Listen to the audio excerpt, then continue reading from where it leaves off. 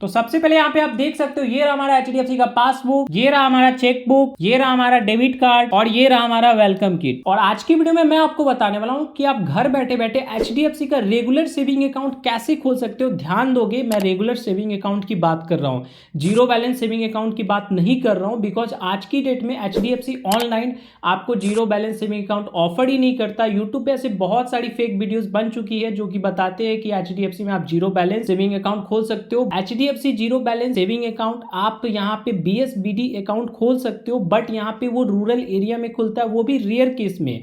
आप यहाँ पे ऑनलाइन एचडीएफसी में zero balance saving account open ही नहीं कर सकते हो। तो यहाँ पे मैं आपको बताऊंगा कि आप रेगुलर सेविंग अकाउंट कैसे ओपन कर सकते हो। कंप्लीट प्रोसेस आपको लाइव स्टेप बाय स्टेप करके दिखाने वाला हूँ कि कैसे आपको केवाईसी करना, सब कुछ बताऊंगा।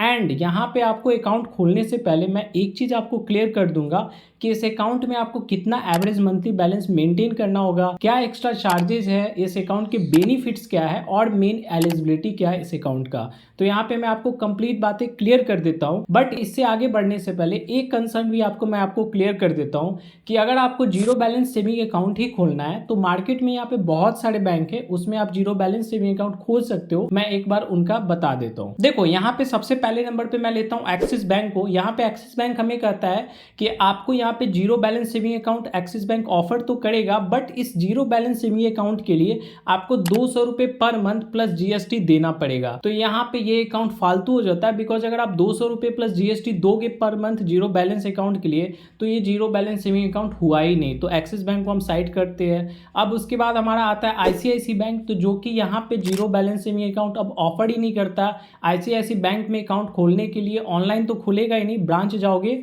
तो ब्रांच में 1 लाख से वो अकाउंट ओपन ही करते हैं। तो यहाँ भी आपको जीरो बैलेंस का फैसिलिटी मिलता नहीं है। बचता है हमारा यहाँ पे अब आपको कोटक, जो कि आरबीआई ने बैंड कर दिया है। बाकी कोटक तो बेस्ट था जीरो बैलेंस सेविंग अकाउंट के मामले में। अब यहाँ पे आ जाते हैं हम एसबीआई की तरफ। तो आप एसबीआई में zero balance saving account open कर सकते हो। यहाँ पे चैनल पे आपको वीडियो मिल जाएगा कि कैसे आपको ओपन करना है। डिस्क्रिप्शन में भी वीडियो का लिंक मैं दे दूंगा। लास्टली हमारा आता है सबसे बेस्ट इंडस बैंक का जीरो बैलेंस सेविंग अकाउंट, जहाँ पे आपको कोई भी एक्स्ट्रा चार्जेस नहीं देना पड़ता है एंड आपको कोई भी मेंटेन करने का जरूरत नहीं है। ये best saving account zero balance के मामले में है। तो इसका भी वीडियो का लिंक मैंने आपको डिस्क्रिप्शन बॉक्स में दे दिया है, और अकाउंट को अप्लाई करने का भी डायरेक्ट लिंक इंडस बैंक का मैं डिस्क्रिप्शन बॉक्स में दे रहा हूँ। आप डायरेक्ट वहाँ उस लिंक पे क्लिक करोगे एंड अप्लाई आप कर सकते हो। तो लेट्स स्टार्ट द वीडियो। देखो सबसे पहले इस अकाउंट के एलिजिबिलिटी की मैं बात करता हूँ। तो यहाँ पे आपके पास सिर्फ पैन कार्ड अपना होना चाहिए, आधार कार्ड होना चाहिए, और आधार कार्ड में आपका मोबाइल नंबर लिंक होना चाहिए, और मेक श्योर करोगी फर्स्ट नेम और लास्ट नेम आपका आधार और पैन पे होगा। और बाकी यहाँ पे आपका 18 प्लस एज होना चाहिए। इतना कुछ है तो आप इस अकाउंट को घर बैठे खोलने के लिए ऑनलाइन एलिजिबल हो। अब यहाँ पे मैं बात कर लेता हूँ, यहाँ पे आपको एवरेज मंथली बैलेंस कितना मेंटेन करना पड़ेगा। तो देखो यहाँ पे आप क्लियरली देख सकते हो कि यहाँ पे 3 कैटेगरी में यहाँ पे बटा हुआ है। देखो अगर आप अर्बन एरिया में आते हो तो यहाँ पे आपको 10,000 रुपये मेंटेन करना पड़ेगा। अगर आप सेमी अर्बन एरिया में आ रहे हो तब यहाँ पे आपको 5,000 रुपये मेंटेन करना होगा। एंड अगर आप रूरल एरिया में आते हो यानी कि गांव से बिलोंग करते हो तो यहाँ पे आपको 2,500 रुपये हर मंथ मेंटेन करके चलना पड़ेगा। देखो यहाँ पे एक कंडीशन ये भी है कि अगर आप अर्बन एरिया में आते हो तो जो 10,000 आपको मेंटेन करना पड़ता है, अगर आप 1 लाख रुपए 1 साल 1 दिन के लिए अगर आप एफडी कर देते हो तो यहाँ पे आपको 10,000 मेंटेन करने का जरूरत नहीं पड़ेगा। बट अगर आप सेमी अर्बन एरिया में आ रहे हो, ठीक है, तो यहाँ पे आपको 5,000 मेंटेन करने पड़ते हैं। बट यहाँ पे अगर आप 50,000 रुपये 1 साल 1 दिन के लिए एफडी कर देते हो तब भी आपको यहाँ पे 5,000 मेंटेन नहीं करना होगा। एंड अगर आप गांव से आते हो रूरल एरिया में तो यहाँ पे जो 2,500 रुपये आपको मेंटेन करने पड़ते पर मंथ, तो अगर आप 25,000 रुपये 1 साल 1 दिन के लिए यहाँ पे एफडी कर देते हो तब आपको यहाँ पे 2,500 भी मेंटेन करने की जरूरत नहीं पड़ेगी। ठीक है, अब यहाँ पे ध्यान दोगे कि जो आपका ब्रांच होगा ना वो किस एरिया में आता है, यानी कि गांव में आता है रूरल एरिया में, या सेमी अर्बन यानी कि आधा शहर आधा गांव वाले एरिया में आता है, या फिर फुल अर्बन यानी कि दिल्ली वगैरह जो हो गया एनसीआर वो अर्बन सिटी में आता है। तो वहाँ पे आपको देख लेना है कि आपका ब्रांच कौन है, उसके अकॉर्डिंग आपको यहाँ पे एवरेज मंथली बैलेंस मेंटेन करके चलना है। ठीक है, एक चीज़ आप ध्यान रखोगे। अब मैं बात करता हूँ यहाँ पे चार्जेस की। तो देखो चार्जेस यहाँ पे फालतू एचडीएफसी लगाता नहीं है, बस डेबिट कार्ड का चार्जेस होता है। नॉर्मली एचडीएफसी यहाँ पे मिलेनिया डेबिट कार्ड प्रोवाइड करता है। तो आपको मिलेनिया का जो कार्ड है 500 रुपये प्लस 18% जीएसटी यानी कि 590 रुपये होते हैं एनुअल चार्ज इसका। और यहाँ पे आप देख सकते हो मैंने यहाँ पे लगा दिया भी है स्क्रीनशॉट, और भी डेबिट कार्ड के कितने चार्जेस है। यहाँ पे जो चार्जेस दिख रहे हैं टोटल है, बस यहाँ पे 18% GST ऐड हो जाता है, तो यहाँ पे इसके एनुअल चार्जेस इतने लगते हैं। तो ये चीज़ आप क्लियर कर लो।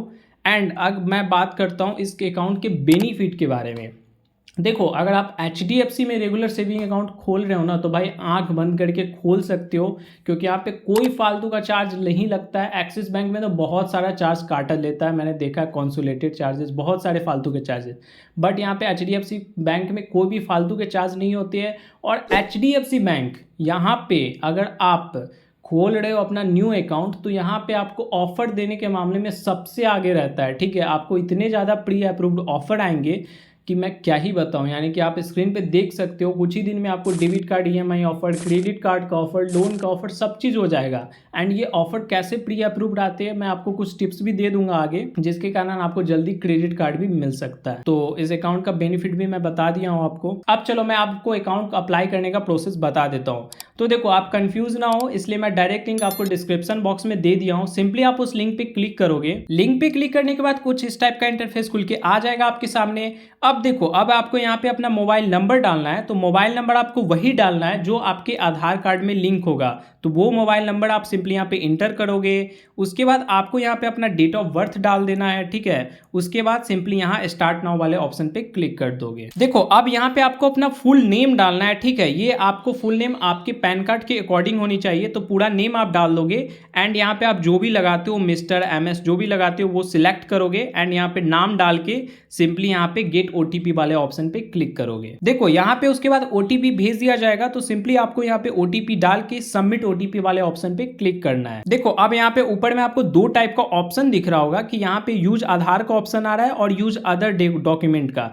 तो आपको यहाँ पे आधार वाला ऑप्शन ही सिलेक्ट करना है, बिकॉज आधार वाला ऑप्शन सिलेक्ट करते हो तो आपको यहाँ पे ब्रांच विजिट करने की जरूरत नहीं है, KYC आपको नहीं करवाना होगा। अदर डॉक्यूमेंट वाला ऑप्शन अगर आप सिलेक्ट करते हो तो यहाँ पे आपको KYC के लिए एक बार ब्रांच जाना पड़ेगा। तो यही आधार वाला ऑप्शन सिलेक्ट कर लेना। एंड यहाँ पे आपसे पूछ रहा है कि गवर्नमेंट का जो सब्सिडी या बेनिफिट्स है वो आप यहाँ पे HDFC के अपने बैंक अकाउंट में लेना चाहते हो। तो अगर आप लेना चाहते हो तो यस कर दोगे, वरना आप इसे ऑफ कर दोगे। ठीक है, उसके बाद यहाँ पे आपको आई एग्री वाले ऑप्शन पे क्लिक करना है। एंड यहाँ पे सिंपली आप एक बार नीचे स्क्रॉल डाउन कर लोगे एंड आई एग्री पे क्लिक करोगे। एंड उसके बाद यहाँ पे आपको कंटिन्यू वाले ऑप्शन पे क्लिक कर देना है। अब यहाँ पे आपको आधार के पेज पे रीडायरेक्ट कर दिया जाएगा। अब आपको यहाँ पे सिंपली अपना आधार नंबर डालना है। उसके बाद सिंपली यहाँ पे आप टिक आउट कर दोगे एंड गेट OTP वाले ऑप्शन पे क्लिक कर दोगे। अब देखो, आपके आधार कार्ड में जो मोबाइल नंबर लिंक होगा उस मोबाइल नंबर पे OTP भेज दिया जाएगा। तो सिंपली आपको वो OTP को यहाँ पे डाल देना है। उसके बाद वेरीफाई eKYC पे क्लिक करना है। अब देखो, OTP वेरिफिकेशन करने के बाद ऑटोमेटिकली यहाँ पे आपके आधार से डिटेल्स फेच कर ली जाएगी।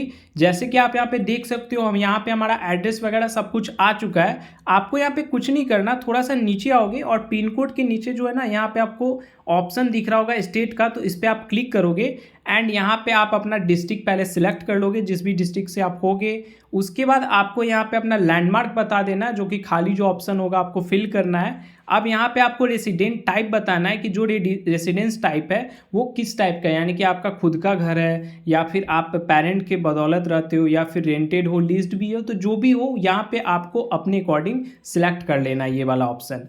अब देखो, अब यहाँ पे नीचे जो आएगा, यहाँ पे आपको बोल रहा है कम्युनिकेशन एड्रेस डालने को। तो यहाँ पे जो आपका आधार कार्ड का एड्रेस है उसी एड्रेस पे आप करंट में रह रहे हो, तो आपको यहाँ सेम एज पर आधार पे सिलेक्ट कर देना है। बाकी अगर हो सकता है कि आपका एड्रेस यहाँ पे आधार का बिहार का हो एंड अगर आप रह रहे हो दिल्ली में, तो उस केस में आपको यहाँ पे ऐड न्यू एड्रेस पे क्लिक करना है। एंड अपना जो करेंट एड्रेस है जहाँ भी आप रह रहे हो वहाँ का कंप्लीट एड्रेस आप डाल दोगे। बाकी सेम होगा, तो ये फर्स्ट वाला ऑप्शन आप सिलेक्ट करोगे। अब यहाँ पे आपको सिटी बतानी होगी, तो यहाँ पे सिटी पे आप क्लिक करोगे एंड आपका जो भी सिटी होगा आप यहाँ पे अपने अकॉर्डिंग सिलेक्ट कर लोगे। उसके बाद सबसे मेन पॉइंट यहाँ पे है कि HDFC का आपका कौन सा ब्रांच होगा। ठीक है, यहाँ पे इस वाले ऑप्शन पे आप क्लिक करोगे एंड आपको देख लेना है कि आपका यहाँ पे सबसे नजदीकी ब्रांच कौन सा है। तो जो भी आपका सबसे नजदीकी ब्रांच होगा वो वाला ऑप्शन यहाँ पे आपको सिलेक्ट करना है। ठीक है, अब यहाँ पे इतना कुछ करने के बाद आपको सिंपली यहाँ कंटिन्यू वाले ऑप्शन पे क्लिक कर देना है। अब देखो, अब सबसे मेन चीज है, यहाँ पे आपको एक चीज ध्यान रखोगे, आप गलती से ये कॉर्पोरेट सैलरी वाला ऑप्शन सिलेक्ट मत कर लेना, क्योंकि उसके बाद ये सैलरी अकाउंट हो जाएगी।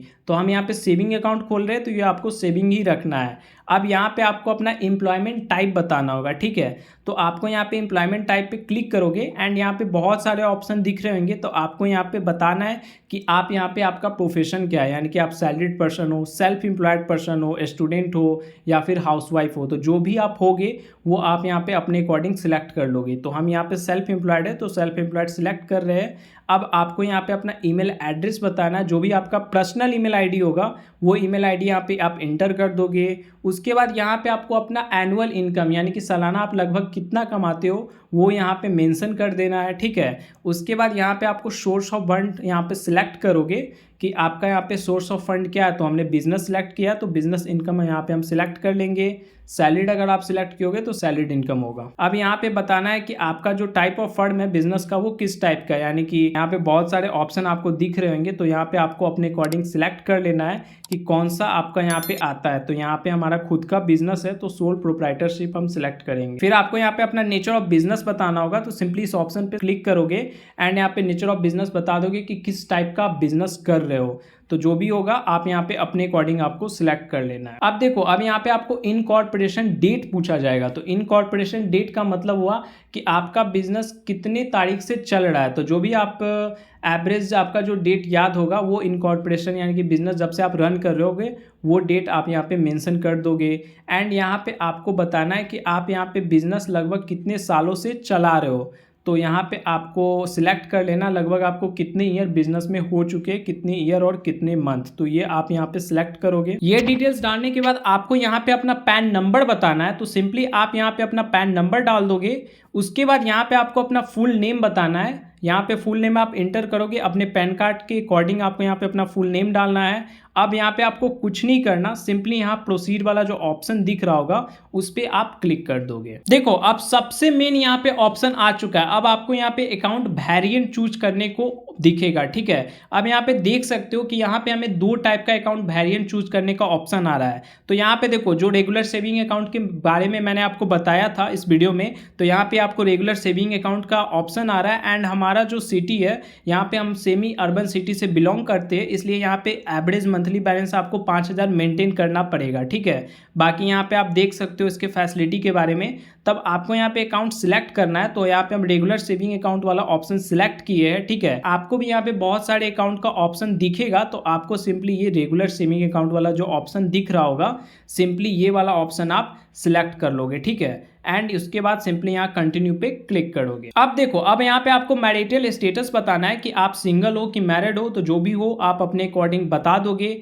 अब यहाँ पे आपको अपना फादर्स नेम बताना है। तो अपने फादर्स का फुल नेम आप यहाँ पे इंटर करोगे। उसके बाद यहाँ पे आप अपनी मदर्स का फुल नेम आप इंटर करोगे। उसके बाद यहाँ पे आपको अपना स्पोज नेम बताना है, यानी कि अगर यहाँ पे आप लड़की हो तो आप अपनी वाइफ का नेम इंटर करोगे। अगर आप लड़की होगे तो यहाँ पे आप अपने हस्बैंड का नेम एंटर करोगे, ठीक है। उसके बाद आप नीचे आ जाओगे, आपको यहाँ पे नॉमिनी डिटेल्स बतानी होगी। तो नॉमिनी का मतलब होता है कि खुदा न खास्ते अगर आपको कभी कुछ हो जाता है तो उस केस में जो भी आपके अकाउंट में पैसा होगा, जो भी आप यहाँ पे अपने नॉमिनी का नेम दे रहे हो, उस नॉमिनी को उस टाइम वो पैसा आपको मिल जाएगा, ठीक है। तो नॉमिनी का नेम आप सोच समझ के इंटर करोगे।